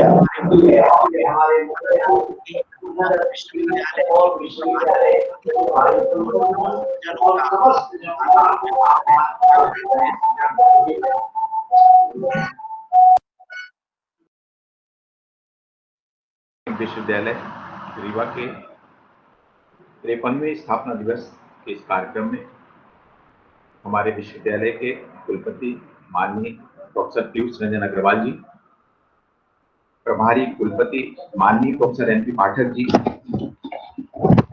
आज 53वें स्थापना दिवस में मुख्य अतिथि माननीय professor Avinash Chandra Pandey ji, director inter university accelerator centre New Delhi, हमारे मानद अतिथि संभाग रीवा के आयुक्त माननीय श्री आर के जैन साहब, विश्वविद्यालय की स्वागत समिति के अध्यक्ष माननीय professor R M Mishra ji, कार्यक्रम के संयोजक माननीय प्रोफेसर सुनील तिवारी जी, कार्यक्रम के संचालक माननीय प्रोफेसर दिनेश कुशवाहा जी, विश्वविद्यालय के समस्त आदरणीय आचार्यगण, समस्त सहयोगी अधिकारीगण, सम्मानित सहयोगी कर्मचारी साथी, हमारे सम्मानित गेस्ट फैकल्टी, माननीय मीडिया से आए जुड़े हमारे सहयोगी साथी, स्थापना दिवस के आयोजन में प्रत्यक्ष एवं अप्रत्यक्ष सहयोग करने वाले समस्त सम्मानित सहयोगी साथी, वेबिनार के माध्यम से जुड़े समस्त सम्मानित सहयोगी छात्र छात्राओं, विश्वविद्यालय की स्थापना जुलाई 1968 को हुई और आज के दिन हम 53वें स्थापना दिवस का कार्यक्रम मना रहे हैं। सर्वप्रथम इस विश्वविद्यालय के संस्थापक श्रद्धेय आदरणीय कप्तान अवधेश प्रताप सिंह साहब को मैं विश्वविद्यालय परिवार की ओर से उनको श्रद्धा सुमन अर्पित करता हूं। आज इस 53वें स्थापना दिवस के अवसर पर विश्वविद्यालय से उत्तीर्ण होने वाले हजारों हजार छात्र विभिन्न क्षेत्रों में समाज के लिए, देश के लिए एवं दुनिया के विभिन्न क्षेत्रों में अपना महत्वपूर्ण योगदान दे रहे हैं। आज 13वें स्थापना दिवस के अवसर पर उन सबको मैं हार्दिक शुभकामनाएं देता हूं। अध्ययनरत छात्र छात्राओं को 13वें स्थापना दिवस के अवसर पर हार्दिक शुभकामनाएं देता हूं। समस्त छात्राओं के अभिभावकों को मैं प्रणाम करते हुए उन्हें इस अवसर पर बधाई देता हूं, जिनकी प्रेरणा पाकर छात्रों ने अपना विभिन्न क्षेत्रों में कैरियर चुनकर अपना जीवन संवारते हुए समाज के लिए, देश के लिए अपनी सहभागिता अर्पित कर सकेंगे। आज कोविड-19 विश्व में एक महामारी का रूप ले चुका है। इस वैश्विक महामारी ने हजारों जीवन में बहुत से सामाजिक बदलाव को ला दिया है। उसे शिक्षा का क्षेत्र सर्वाधिक प्रभावित रहा है।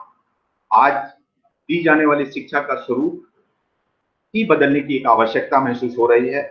विश्वविद्यालय अपने छात्रों से, अभिभावकों से इस नए स्वरूप में शिक्षा ग्रहण करने में सहयोग प्राप्त होगा, ऐसा विश्वास करता है। आज इस स्थापना दिवस के अवसर पर हमारे बीच जुड़े माननीय professor Avinash Chandra Pandey ji, director inter university accelerator centre New Delhi का मुख्य अतिथि का उद्बोधन प्राप्त हुआ।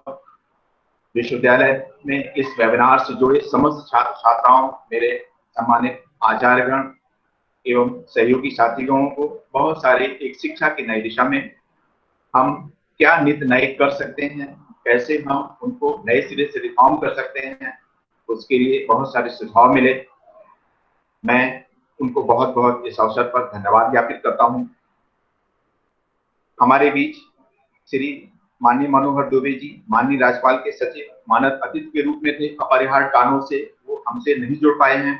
मैं उन्हें भी बहुत बहुत धन्यवाद ज्ञापित करता हूं। उन्होंने समय दिया था लेकिन अपरिहार्य कारणों से जुड़ नहीं पाए।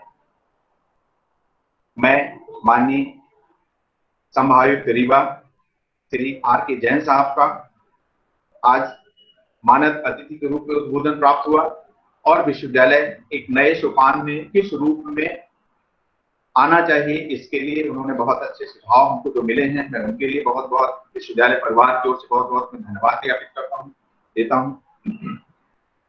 मैं अपने माननीय कुलपति जी का, माननीय प्रभारी कुलपति जी का मैं विश्वविद्यालय की तरफ से बहुत बहुत मैं उनका आभार व्यक्त करता हूँ कि उन्होंने विश्वविद्यालय के लिए, विश्वविद्यालय में अब आगे क्या दिशा तय होनी है, इसके लिए बहुत एक साथ संक्षेप में बहुत मार्गदर्शन दिया है। मैं उनको बहुत बहुत विश्वविद्यालय परिवार को बहुत बहुत धन्यवाद मैं ज्ञापित करता हूँ। मैं अपने आदरणीय आचार्यगणों का, समस्त सहयोगी अधिकारी गणों का, समस्त सम्मानित सहयोगी कर्मचारी साथियों का, अपने समस्त माननीय गेस्ट फैकल्टी का, अपने माननीय समस्त मीडिया से आए हुए जुड़े सहयोगी साथियों का मैं बहुत बहुत धन्यवाद ज्ञापित करता हूं। इस स्थापना दिवस में प्रत्यक्ष और अप्रत्यक्ष रूप से सहयोग करने के लिए समस्त सहयोगी साथियों को मैं बहुत धन्यवाद ज्ञापित करता हूं। इस स्थापना दिवस के इस अवसर पर एक वेबिनार के रूप में बनाने के लिए आज एक अवसर हमको मिला और उसको हमने बहुत सफलतापूर्वक एक संपन्न कराया। उसमें जुड़े समस्त प्रत्यक्ष और अप्रत्यक्ष सहयोगी साथियों को मैं इस अवसर पर बहुत बहुत मैं धन्यवाद ज्ञापित करता हूं। मैं पुनः इस 53वें स्थापना दिवस के इस कार्यक्रम के अवसर पर मैं अपने अध्ययनरत समस्त छात्र छात्राओं को, जो विश्वविद्यालय में लगभग 7 जिलों में छात्र छात्राएं अध्ययनरत हैं विभिन्न कॉलेजों में, मैं उन सबको बहुत बहुत धन्यवाद देता हूं। इस कार्यक्रम में संचालन के लिए मैं स्वागत समिति के लिए मैं प्रोफेसर माननीय श्री RM मिश्र जी का मैं बहुत बहुत धन्यवाद ज्ञापित करता हूं। मैं इस कार्यक्रम के समन्वय, पूरे कार्यक्रम को उन्होंने बहुत एक समयबद्ध तरीके से बहुत संचालन समन्वय किया, उसके लिए माननीय प्रोफेसर सुनील तिवारी जी का मैं बहुत धन्यवाद ज्ञापित करता हूं। और इस पूरे कार्यक्रम के संचालन के लिए मैं माननीय प्रोफेसर दिनेश कुशवाहा जी का बहुत बहुत दिल से उनको धन्यवाद ज्ञापित करता हूं। एक बहुत सफल आयोजन के लिए पुनः समस्त जनों को मैं धन्यवाद ज्ञापित करता हूं। धन्यवाद सचिव महोदय। अभी डॉक्टर ब्रजेश सिंह जी, कुल सचिव अवधेश प्रताप सिंह विश्वविद्यालय रीवा, आभार व्यक्त कर रहे थे। एक बार पुनः हम अपने मुख्य अतिथि प्रोफेसर अविनाश चंद्र पांडे जी को प्रणाम निवेदित करते हैं, श्री जैन जी को और सारे आचार्यगण, यहाँ आभासी तौर पर उपस्थित समस्त समुदाय, सबको माननीय प्रभारी कुलपति जी की अनुमति लेकर इस कार्यक्रम को स्थगित करने के पहले एक बार हम अपने माननीय कुलपति प्रोफेसर पीयूष रंजन अग्रवाल जी का स्मरण करते हैं और प्रभारी कुलपति जी की अनुमति से अब यह सभा समाप्त की जाती है।